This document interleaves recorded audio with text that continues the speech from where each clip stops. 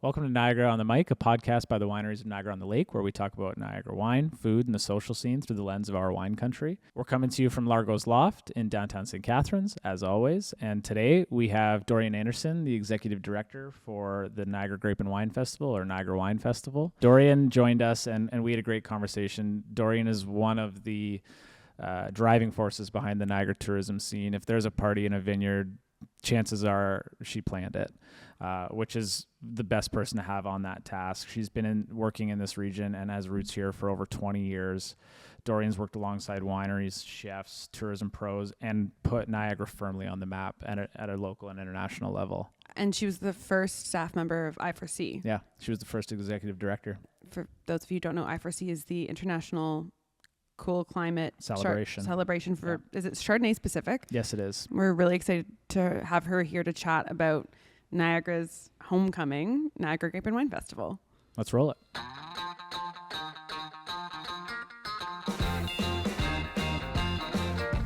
Dorian Anderson. Hi. Thank you for joining Niagara-on-the-Lake. This is our first episode. We're thrilled to have you. I'm pretty honored to be here for the very first episode, so thank you. Yeah, it's going to be a lot of fun. We're going to talk grape and wine. Mm-hmm. We're going to talk Niagara as a whole. We have a glass of wine. Sure do. What is it? I mean, we have to. Do you want to talk about it? Yeah. Of course I want to talk about it. It has to be Chardonnay. Anyone that knows me knows I love Chardonnay I say I do a lot of home research, but I've loved Chardonnay for, I would like to say, my whole adult life. And it's not because I'm 50, and it's not because I'm a mom, and I used to have a station wagon. It is because I was the first staff member ever of the I4C, the International Cool Climate Chardonnay Celebration. Wow. So I am a living testament to the fact there's a Chardonnay for anyone. I used to drink Riesling. That was my jam when I was younger. And as soon as I joined I4C, I started trying Chardonnay, and I'm madly in love, and I honestly barely drink anything but now. Well, you live in the right region. I live in the right region. Niagara Chardonnays are beautiful. Have you had this wine before? Not this wine, no. But I have many people in my life who swear they don't like Chardonnay. I know. And send them to my house, Katie. I've said I've been converted by Dorian, so I think we need to start a club. I think we really should. Mm-hmm. And I mean, this one here too, it's like an iconic Niagara Chardonnay. It really is. The Inniskillen Montague Vineyard. So sorry if I'm jumping in already, but the I4C was founded because we know here that we make amazing Chardonnay, but Harold Teal from Hidden Bench, who was the first chairman, used an expression that I use all the time. He said it's the Céline Dion complex. So until Céline Dion left Quebec, she was just sort of like, people locally were like, oh, she's amazing, but nobody really thought much of her. And as soon as she went to Europe and went crazy, Canada's like, look at Céline. So that's kind of what we wanted to do with our Chardonnay, is say, like, we know we do an amazing job with it, but until internationally people are saying, wow, look at Niagara Chardonnay, we didn't even know we were that good. So this was one of the first wines that went in I4C because it's absolutely amazing and did incredibly well. Okay. Yeah. That's awesome. So cheers. Yeah, cheers, everybody. Cheers to our I4C and Chardonnay. Yeah. Love that. Just dead silence on the mic. Mm-hmm. That's great.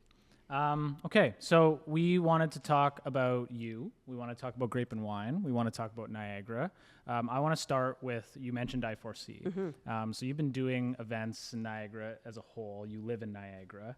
When you think about I4C, you think about grape and wine. Where did you start? You mentioned I4C. How did you go to grape and wine?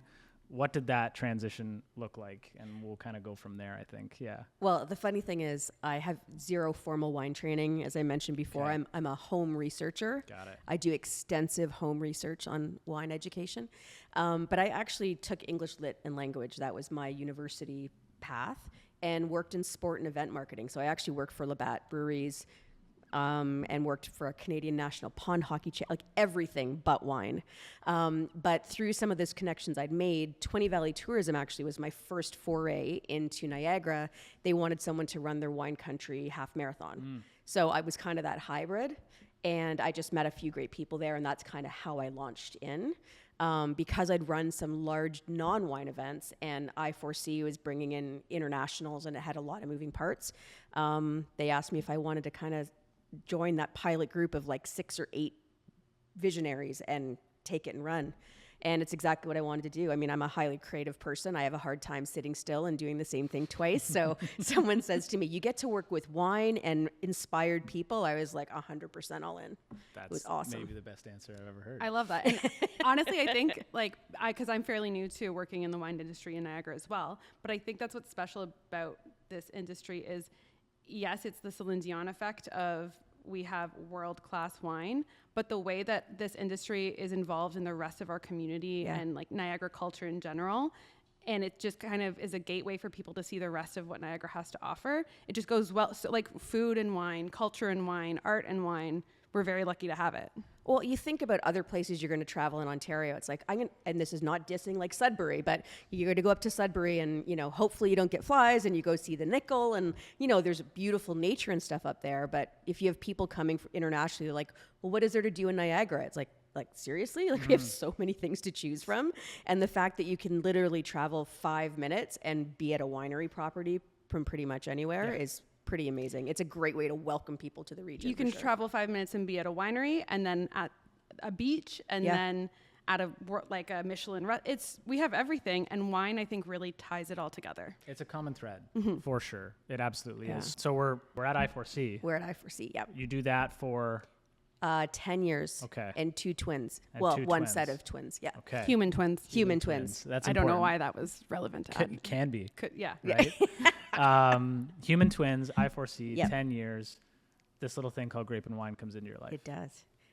Well, grape and wine was in my life ever since I can remember my life. Okay. So I grew up in St. Catharines, and we have like photos and incredibly vivid memories of me as like a toddler sitting on the curb on James Street waiting for the parade. Like we have photos of my mom with the woman from Dallas, the Sue-Ann afro, and we're like sitting there eating popsicles waiting for the parade to come. So it's always been part of my life. It's a rite of passage if you're born 100%. And raised St. Catharines. Kind of is. Mm-hmm. Oh, without question. I mean, if you say grape and wine, people that have ever grown up in St. Catharines, no matter where you are, they peek their ears up. I met someone in Florida when I was on vacation with my parents. They're like, grape and wine, nice shirt. I'm from St. Catharines. It's crazy. So anyway, how I, as an adult, got into it, Kimberly Hunter-Mark, who was the executive director prior to me, she and her husband, who's a winemaker, moved out west. So they were looking for a new executive director. I had no intentions of leaving I4C. It's my wine, amazing people, inspired people. But as Katie was saying, like grape and wine is part of St. Catharines. And knowing that they were looking for someone and they also wanted to bring a little bit of life back into the festival. It's 74th year this year that the festival's been around. Yeah. So I sort of described it. Is that the longest running in Canada? It's the oldest wine festival in Canada and the largest by volume of wine poured. Okay.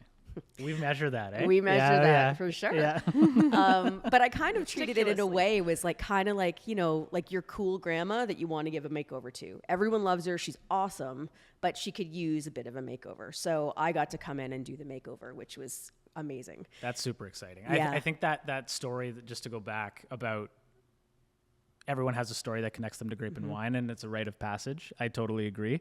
I'm from Western Canada, born and raised, 17 years, moved here 14 years ago, and I was going to school at Brock. It's September. It's Frosh Week, I think they still call it. And we're going to grape and wine. We're going to grape and wine. And the Alberta kids like, the heck is that? I've never heard of that before. And then we're going to Montebello Park, and I'm like, really? Okay. Like, I've driven by it a few times, and I'd never been, and I'd never seen it with the makeover. And I think that's a really modest but elegant way to put it. Is it's a community event, and people not only from Niagara go and attend as locals, but people from all over the GTA, all over the province. We get a lot of folks from the US coming up to attend it. That's really what this has grown into. Yeah. And like what's your experience been as this has grown since the quote makeover? Well, it's funny because it's been big. It's been big, and we've also changed it. Kimberly had started this, but changed it from just being grape and wine in Montebello Park, which is what I think people still think of grape and wine as. But we actually do festivals every season. So we do the Ice Wine Festival, and that one is pretty special because it's a product that is uniquely Canadian. Sure. And that sees the most international tourists. We have people coming from the States. We have people coming from Europe. Like they all come in, and the Ice Wine Village in Niagara-on-the-Lake, Yep. and we do that super fun gala. So that I think from a tourist perspective is probably the biggest push. And then we do summer. We're doing our some summer events in the vineyards. So I think Grape and Wine always will be kind of like a homecoming event. The Montebello Park part specifically. We talk about like how the impact of tourism and how wine impacts tourism. Ironically, one of the sectors of tourism is homecomings and visiting friends and family. And Montebello Park is 100% that. So we actually market to like alumni associations from schools to remind people. Really? Yeah, to remind people like come home for Grape and Wine. Okay. And I know Brock and Niagara College do a great job with Absolutely, that. yeah. But yeah, I think the festival has really grown. We keep the parade in Montebello pretty tight to the traditions because Sure. people love them so much. Yeah. But all the other events we work on, that's where we really look to bring people from outside of Niagara to see what we've got. No, absolutely. As someone from outside of wine, and you kind of looked at it, you mentioned like your newer, like what did that feel like for you when you started going to Niagara Grape and Wine? Like what did that look like? It's like Dorian, it has been a part of my life since I was a kid. Again, I was also born and raised in St. Catharines and started with the Pied Piper Parade. I have like photos of me walking in the parade dressed as a princess, just being like, this is the best thing ever. Are we going to get to see some of those? I really think we yes. should. Yeah. Okay. I'll roll the clip. Okay. Yeah. And then when, enter university age, actually getting to go and enjoy the park like I've seen all my predecessors do, you feel like, oh my gosh, I'm a bit of an adult now. But it's a homecoming too, because you mentioned it's homecoming for other people, but you see people from high school, you see people you haven't seen in years. And everyone's in a great mood. Everyone's in a great mood, but between the parade maybe being a little bit more family friendly, there's lots of young people, and then now you as someone who's in the industry working as an adult and yourself included, like you get to connect those two worlds, which is really, and now really I'm nice. seeing my high school friends with their kids Right. who are legally allowed to be in Montebello Park. That's so a that's going to different- timestamp me a little bit, but yeah. it's a bit of a different experience for sure. But it takes you back to when you were that age. You're like, I hope you don't do that. Yeah. Let me give you some insider tips from someone who's been doing this a while. Been around the block Yeah. a little bit. Yeah. But again, wine being kind of the center, like the maypole of it. Yeah. And then I had friends who were in bands who were playing the stage, and the excitement around that, and just kind of all of the community support and the ways having the food trucks and that part of the celebration. It's, yes, there's wine there, but it's so integral to the rest of the celebration of what we do in our region. Yeah. Yeah, and that's kind of the reason it started way back when was the grape growers and the city of St. Catharines. It was actually just a harvest party. Like it was a celebration of harvest of this new emerging sector of agriculture that was, growing to be important. And I've been doing a lot of research. We have our 75th anniversary next year. So back in like the 60s and 70s, there was like hundreds of events.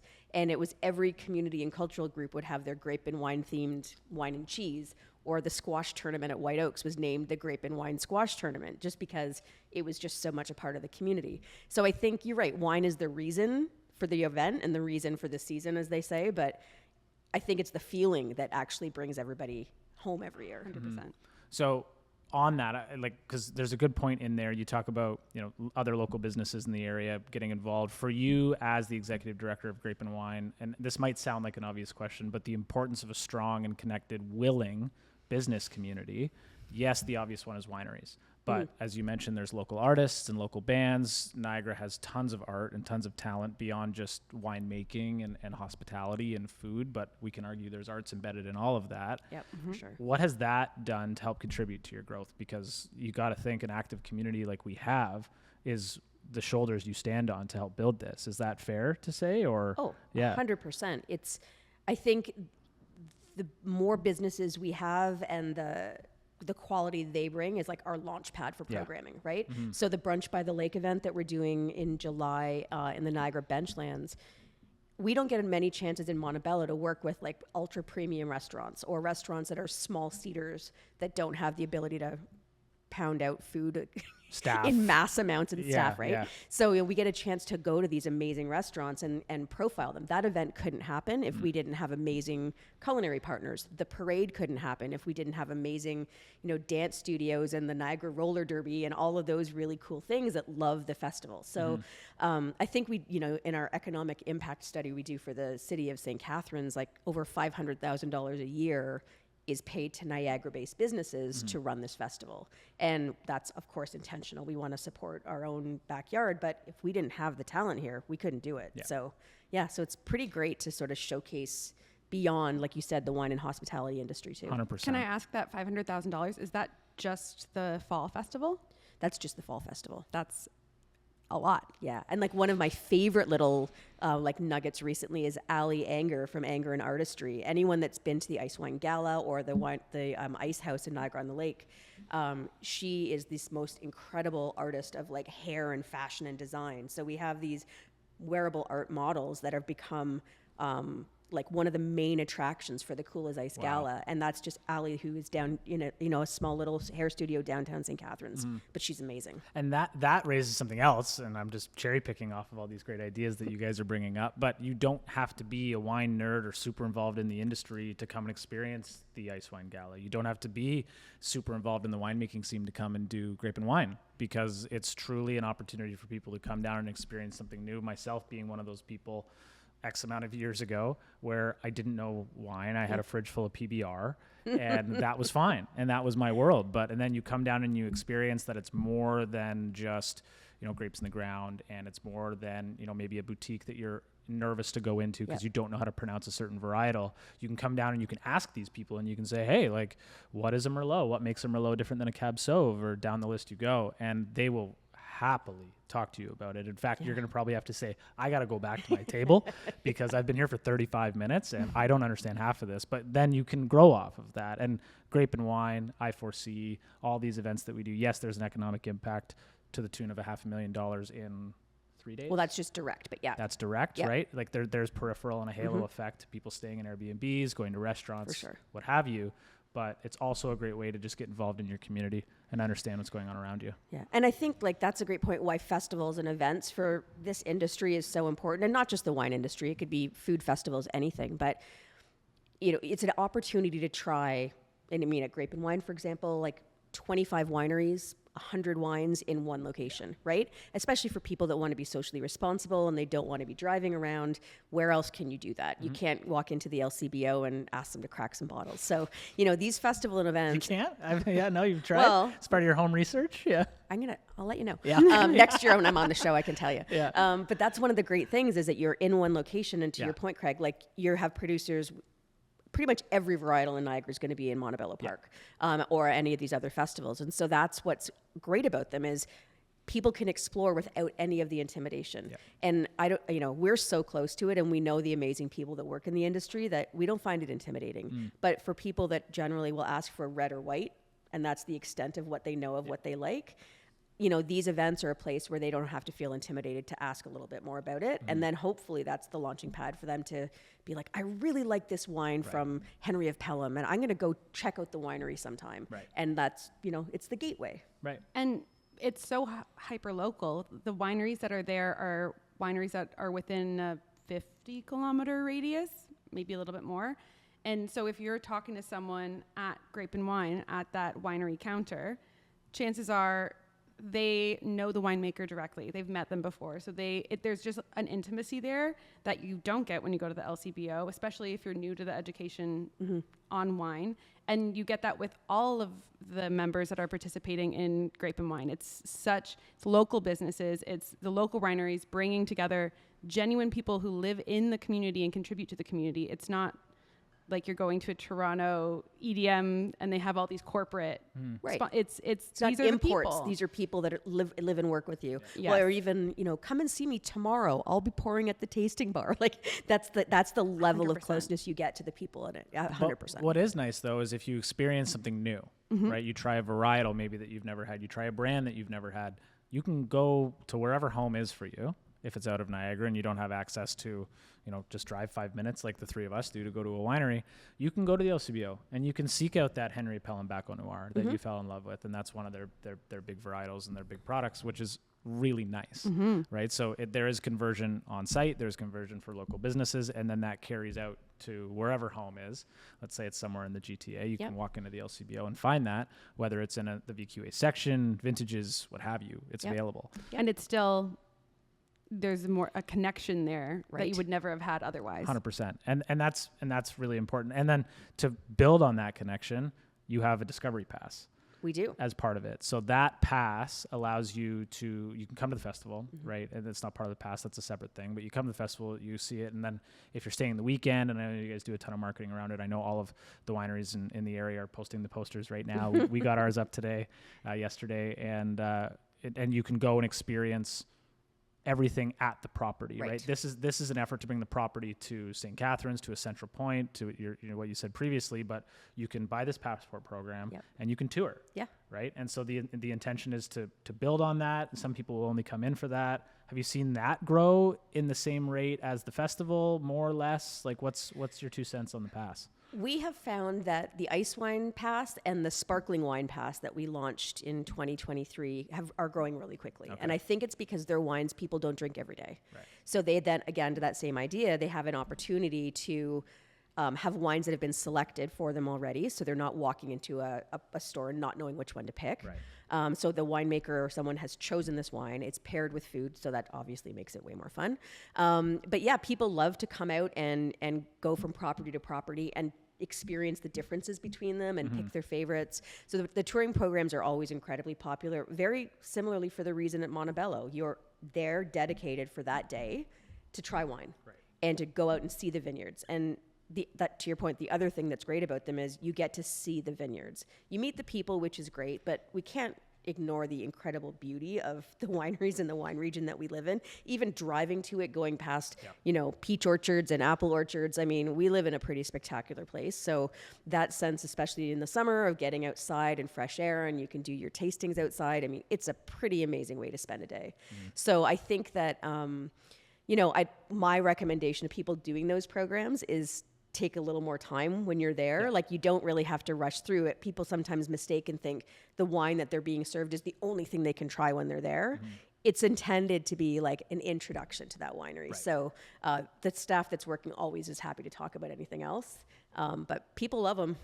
Absolutely. And it's such a great crash course. I remember the first time I tried a proper food and wine pairing and, getting talked through how to try the wine, how to smell the wine and the different structured tasting. Tasting that then was paired with food, and the way that it changed, that experience was that thing that unlocked like, oh my gosh, there's so much here and there's so much I don't know about it. And these tasting passports and events like this allow me to go deeper and deeper and deeper. And this is going to be something I want to learn about for the rest of my life. Yeah. Well, and like the nuances, I know it's an overused word in the wine industry, but like it is amazing when you think about Chardonnay, my girl here, and the different styles you have. But I bet you in Niagara, we produce probably 80 Chardonnays. Oh. And each one, even vintage to vintage, but each one property to property, even vineyard to vineyard. I mean, that's for people that are really going to geek out on it. But even people that don't know much about wine, you can pour them wines from the same year from the Niagara benchlands and from Niagara-on-the-Lake, and they taste remarkably different. Still Chardonnay. But I mean, that's kind of the fun of it too, is, you think I only like California Chardonnay. Well, you can't say you only like Niagara Chardonnay because, well, you should, first of all. But Niagara Chardonnay is like this amazing mosaic of a whole bunch of different, flavors and tastes. It's like Pandora's super box. fun. It's just the element of curiosity there is super exciting. Totally. But using this as a launch pad, a platform to get engaged with, let alone a varietal, a brand, a winery, a wine making, whatever that might be. I mean, this is a single vineyard Chardonnay. This is a relatively low yield, smaller batch. You won't find this outside of the winery or maybe a few wine stores in the area. There's also larger batch products that will allow you to maybe be, more accessible. Yeah. They're on oak. Then you come here and it's like, okay, well, we can give you this. And then right beside it, we're going to give you maybe not a single vineyard, but a higher tier grape. Yep. Right. And we're going to show you oh, okay, I understand. Because there's something that goes into the price point. Right. Of course. Because some people might see, Niagara wines at a certain price point and think, I'm not paying that. Like, this isn't a French wine or this isn't an American wine. I say, well, hold on. Like, let's take you through what went into that and making it what it is. Yeah. And for Grape and Wine, I4C, Ice Wine Festival, whatever you might, whatever it is, being a conduit to bring people in and allow them to experience it in an authentic, non-uppity way, and then to have them come to the winery and then talk them through what that means and what went into that product is just a game changer. Yeah, 100%. It's massive for the industry. And that's also a great opportunity for events too, is something like Grape and Wine where you have a bunch of winery personalities there. You can go around and meet the different, maybe some feel more like a French winery or some feel more like a brewery. And that's really exciting. Yeah. There's a lot of range in wineries and offerings and vibe. Like there is, and you can get wineries that are more brewery style, dogs roaming around, ping pong tables in the corner, live music, and it's a ton of fun. Yeah. And then there's something where it's more seated, quieter, different kind of music playing even to set the stage. And then you're going to have someone come out who's extremely well trained on that product. And they're going to talk you through what the differences are. We've been talking a lot about Grape and Wine, the event where the wineries come and the people come. Yeah. What about, in your experience throughout the years, wineries having events on site? What works really well? What should people watch out for and attend? Like, what are the hallmark winery events that you know? So music usually helps, right? Music and food is kind of the things that'll be deciding factors. And there's been some really cool smaller things, like D. Simone's been doing some DJ nights and after hours DJ nights. People love to do something they don't expect to do at a winery, right? So, of course, winemakers dinners, those traditional things, they're awesome. Usually have a bit of a higher price point. So for people that are new to the industry, they want something inexpensive and they want to feel like they're doing something that you couldn't get if you bought a tour, right? So whether it's, hanging out around a bonfire, drinking wine, doing anything kind of in the evenings, or if there's music that's not jazz, because I think a lot of people assume, and jazz is great, but I think a lot of people assume they're going to sip wine and have to behave themselves. 40 jazz bands at the same time. Exactly. Yeah. If they get to feel like they can just be themselves and still love football and, acid rock, I don't know. But they can identify with that brand, create a connection with it, because there are natural connections to a jazz band playing on a terrace doing that, and people love that and gravitate to it. We've got that, but we also have a dozen more that have a grunge rock band or a cover band for the Beatles or what have you. Totally. Who is the classic at Grape and Wine? The Beatles. The Caverners. The Caverners. See, that's a fundamental memory in my brain before I was drinking age, going to Grape and Wine to watch the Caverners with my parents. Of course. So Grape and Wine Festival this year is September 25th to the 28th. Grape and Wine Discovery Pass is weekends in September. Yep. Those are the big ones. Yep. Anything else that someone who maybe doesn't know about Grape and Wine should know in 2 sentences or less? Well, I will tell you the 25th is our Rock Montebello concert series that started last year. So this year we have Lowest of the Low and the Watchmen playing. So that's pretty awesome. And a really inexpensive ticket, like $20 in advance, $25 at the door. So that's going to be great. I would say anyone that needs to know about Grape and Wine, get a Harvest Lounge pass. Okay. I'm not trying to sell it. It's just, it's in the pavilion. It's shady. It's lovely. There's lots of seating. So go rock out and party. But when you're ready to have a seat, it's worth the inexpensive ticket it is. And they have nice bathrooms. Can confirm it is a vibe in there. It's It is a vibe that is worth the ticket for sure. Grape and Wine is one of those things. If you know, you know. you know. Okay. Dorian, that's it. Thank you so much for coming. Thanks, guys. It's been so much fun. Cheers. So that was a great conversation with Dorian. I hope you got a peek at some of the brains behind the operation. Dorian is one of our favorite people. This festival is, like we talked about a lot, it's a homecoming. I left feeling, really energized after talking to Dorian. I don't know about you, but there's just so much to do for all ages and all backgrounds. And it is an institute for Niagara specifically, but it is also a huge draw. So if you haven't heard about it, now you have. Check it out. It's the last weekend of September, and then there's the Discovery Pass as well. The Discovery Pass is a super great way to try out a bunch of different wineries, especially if you're new to trying wine in the wine scene, because it's paired with food. So you get to learn about, you know, what goes well with what. You get to go to different wineries and check out the vibe, and it's all kind of easily pathed out for you. Plus, if you're going to the park in the night, do the Discovery Pass during it's just a whole weekend of fun wine celebration. Yeah. And if you just want to like something else to do, something different at the tail end of summer, a lot of students are starting university or school, or parents are looking for something to do. It's totally worth it. You don't even have to do there's an educational component to be had for sure. If you want it, it's there. Feast on it. But at the same time, if you just want to go do something with your friends, worth every penny. So fun. So fun. Go to the park, try some stuff out, park on a table somewhere, buy a bottle of wine, sit in the grass, and just enjoy it. There's live music. The food is amazing. The Discovery Pass allows you to bounce around to a bunch of different properties. You're going to meet a bunch of really cool people. I don't know. For it's in the calendar as like, you know, might as well be written in permanent marker for that week. Like, you don't miss it. No, you don't miss it. And if you're in downtown St. Catharines, all the local bars, pubs, restaurants, whatever, they're always doing something. So you can go there for a few hours, then you pop out and you go to a spot maybe you've never heard of, the local favorite, whatever. There's something. It's a celebratory energy. Yeah. It's so fun. And it is the longest running wine festival in Canada. And the largest. So there's something to be had about being a part of that. And you'll feel it. Like if you've been there, you know it. But if you haven't been, it's not something you can replicate. No. And if you've been to other big festivals, you kind of know what we're talking about. But this one has its own flavor, has its own fingerprint. And you got to be here to experience it. Yeah. And I think too, like being lucky enough to be on the side working the festival, that energy of the team is there too. Like I've never worked. Yeah, because you worked with Dorian on. Yeah, yeah. And it's long and it's like very physically to me. It's just a lot of work goes into it. It's a really and I one of the memories of Dorian that will always stick in my head is it was the end of the event in the tent night. And we had to strike the whole area, which means taking everything down, blah, blah, blah.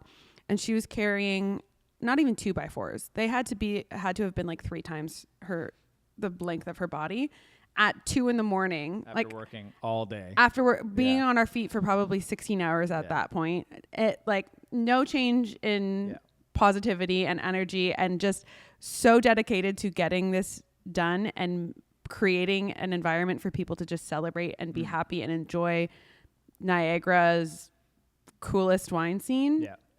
So much respect. She's an exemplification of what we're doing. Yes. Right? Like that is what she is. And she inspires that within her team. And then when you look at all the wineries that are there, they all have their people that are doing those same things. Yeah. And to see Dorian doing that and to see her inspiring that with her team, and then you see it and you feel it as a visitor and as a guest.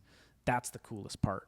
Is it doesn't stiffen up or lose that vibe. And it hasn't, you know, it's been like that before. Dorian has just continued to push it forward. So for her to come on and donate some time to us to talk about that, you know, hopefully it provides a bit of a different lens on what that festival looks and feels like to you. If you were on the edge about maybe coming down or whatever, you know, we hope that this is the push to get you here. And maybe you learn something new, or maybe you just come and do something else that's really cool in September, at the end of September. And then there's the Discovery Pass that we talked about, which is just a great way to get out. And I mean, hell, even if you take some nice photos, it's worth the photo, in my opinion. Yeah, totally. Yeah. Plenty of Insta opportunities. Yeah, for 100%. Sure.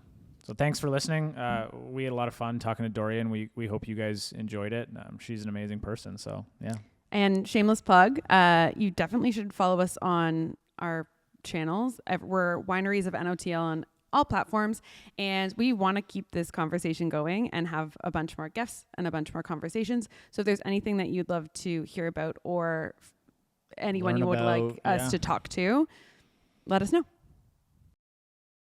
Cheers, guys.